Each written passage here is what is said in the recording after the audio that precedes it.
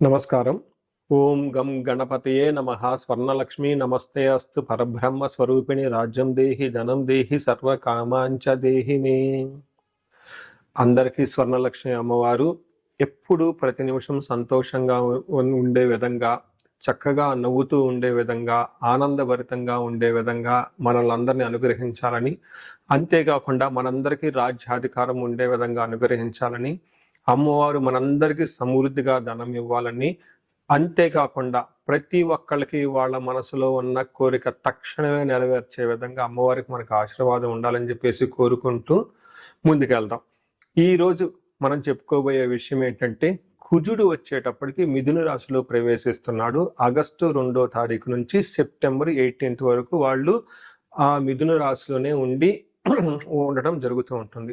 తద్వారా 12 రాశుల వారికి చాలా విషయాల్లో అనేక రకాలైన మార్పులు చేర్పులు వచ్చే అవకాశం ఎక్కువగా ఉంటుంది. కొంతమంది అనుకూలంగా ఉంటుంది, కొంతమందికి వచ్చేటప్పుడు ప్రతికూలంగా ఉంటుంది, కొంతమందికి కొంచెం ఇబ్బంది పెట్టే విధంగా ఉంటుందని తెలుసుకోవాలి.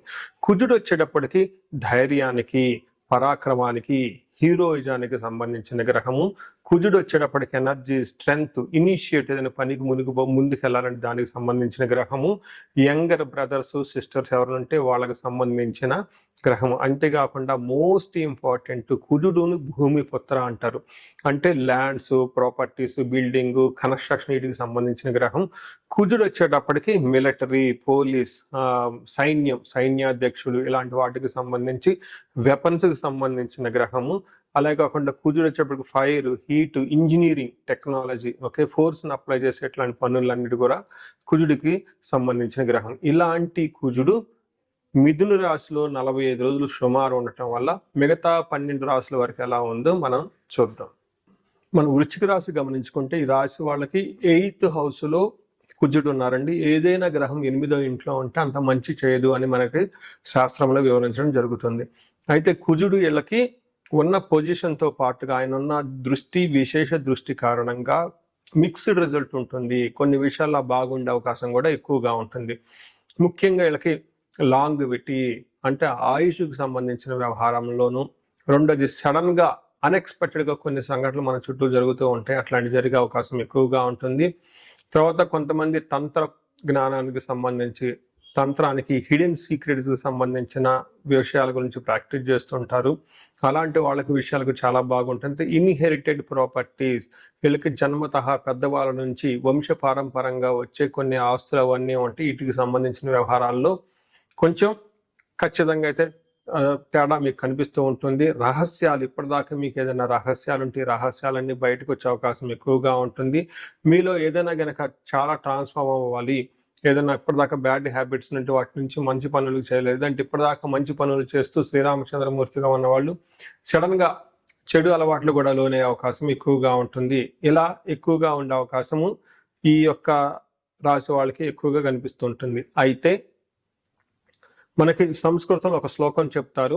ఇందులో ఏం చెప్తారంటే, ప్రవాస కార్యహాని సాత్ కాసారోగ పీడనం స్థాననాశనం రుణచ్ఛేద అష్టమస్తే ధారాసుతే అంటారు. అంటే ఈ టైంలో ప్రవాసం అంటే ఒక ప్లేస్ నుంచి ఇంకొక ప్లేస్ వెళ్ళే అవకాశం ఎక్కువగా ఉంటుంది. దూర ప్రయాణాలు చేసే అవకాశం ఎక్కువగా ఉంటుంది. అవుట్ ఆఫ్ స్టేషన్ వెళ్ళే అవకాశం ఎక్కువగా ఉంటుంది. అంతేకాకుండా కార్యహాని సాత్, ఏదైనా పని చేస్తే అందులో కార్యం అనేది జయం రాకుండా ఇబ్బంది పడిపోతూ ఉంటారు. కాసారోగ పీడనం, ఎక్కువగా చెస్ట్ కంజెస్టెడ్గా ఉండేసి విపరీతంగా దగ్గు వచ్చే అవకాశం ఎక్కువగా ఉంటుంది. వీటితో పాటుగా స్థాన నాశనం, మీకున్న పొజిషన్లు కానివ్వండి, మీకున్న కీర్తి ప్రతిష్టలో కానీ అనుకున్నంతగా మంచి పేరు రాకుండా ఇబ్బంది పడిపోతూ ఉంటారు. రుణచ్ఛేద అని చెప్తారు. అంటే రుణం, అప్పు, అంటే అప్పులు విపరీతంగా వాళ్ళు వచ్చేసి మీకు ఎవరైనా ఉంటే అప్పులు విపరీతంగా ఇబ్బంది పెట్టే అవకాశం ఎక్కువగా ఉంటుంది. ఇది అంత మంచి పొజిషన్ కాదు. ఎప్పుడైనా డబ్బులు ఇచ్చేవాళ్ళు కానీ డబ్బులు పుచ్చుకునే వాళ్ళు కొంచెం ఆగి కరెక్ట్గా 1-2 సార్లు డాక్యుమెంటేషన్ వెరిఫికేషన్ చేసుకొని చేయాల్సిన పరిస్థితి ఈ 45 డేస్ని గమనించాలి. అయితే ఇందులో ఒక పాజిటివ్ న్యూస్ కూడా ఉందండి. అదేంటంటే, మీకు విపరీతంగా ధనం వచ్చే అవకాశం ఎక్కువగా ఉంటుంది. ధనంతో పాటు విజయము, ఈ యొక్క కుజుడు మీకు కొంచెం ఇబ్బంది పెట్టినప్పటికీ ఫైనల్గా మీకు సక్సెస్ని, ధనాన్ని ఇచ్చే అవకాశం చాలా ఎక్కువగా ఉందని గమనించుకోవాలి. మనం ఈ రాశి వారికి పరిహారాలు చూసుకుంటే ఇందులో పరిహారాలు 2-3 రకాలుగా చెప్తానండి. ఒకటి సెల్ఫ్ రెమెడీస్, మీరంతా మీరు చెప్పుకునే పరిహారాలు చెప్తాను. రెండో పరిహారం మీరు గమనించుకుంటే ఈ యొక్క శ్రావణ మాసాన్ని దృష్టిలో పెట్టుకొని ఈ శ్రావణ మాసాన్ని ఎలా సద్వినియోగం చేసుకోవాలో దాని గురించి పరిహారాలు చెప్తాను. తర్వాత విశేష పరిహారాలు ఉన్నట్టు మీ యొక్క ఇండివిడ్యువల్ జాతకానికి సంబంధించిన పరిహారాలు 3 లెవెల్లో పరిహారాలు చెప్తాను. ఫస్ట్ ఏంటంటే మనకు శ్రావణ మాసం వస్తుంది కాబట్టి ఈ శ్రావణ మాసాన్ని మనం సద్వినియోగం చేసుకునే విధంగా స్వర్ణలక్ష్మి విశేష హోమం అనేది ఒక హోమం జరుగుతూ ఉంటుంది. ఎవరైనా గనక అది నా సమక్షంలో జరుగుతూ ఉంటుంది. ఎవరికైతే 16 మంది లక్ష్మీలు కావాలి, సిద్ధలక్ష్మి, మోష్టలక్ష్మి, ఇష్టలక్ష్మి, గజలక్ష్మి, ఇలా అనేక మంది లక్ష్మీల యొక్క కటాక్షం మీకు కావాలనుకుంటే స్వర్ణలక్ష్మి విశేష హోమం జరుగుతూ ఉంటుంది. ఇక్కడ స్వర్ణలక్ష్మి అమ్మవారి దేనికి ప్రతీక అంటే మీ యొక్క సంపదలకి విలువ పెరగటానికి స్వర్ణలక్ష్మి అంటారు. అంటే ఆల్రెడీ మనకు ఇల్లు ఉండొచ్చు, సంపాదన ఉండొచ్చు, పిల్లలు ఉండొచ్చు, అందరూ ఉండొచ్చు. అయితే వాటికి విలువ ఇంకా పెరగటానికి కావాల్సిన ఒక శక్తి అమ్మవారిని స్వర్ణలక్ష్మి అంటారు. ఈ యొక్క స్వర్ణలక్ష్మి విశేష పూజ చేయడం జరుగుతుంటుంది. అమ్మవారికి ఎంతో ఇష్టమైన తామర పూలతో ఈ యొక్క హోమం చేయటం జరుగుతుంటుంది. అమ్మవారికి ఇష్టమైన అనేక పుణ్య ద్రవ్యాలు మొత్తం ఈ పూజా సామాగ్రి వాడటం జరుగుతుంటుంది. ఇది అయిపోయిన తర్వాత ప్రతి ఒక్కరికి 3 వెండి కాయిన్స్ ఇవ్వటం జరుగుతుంటుంది. ఒకటి బీరువాలో పెట్టుకోవడానికి, ఒకటి మీ పర్సులో పెట్టుకోవడానికి, ఒకటి పారే నీళ్ళల్లో డ్రాప్ చేయటానికి.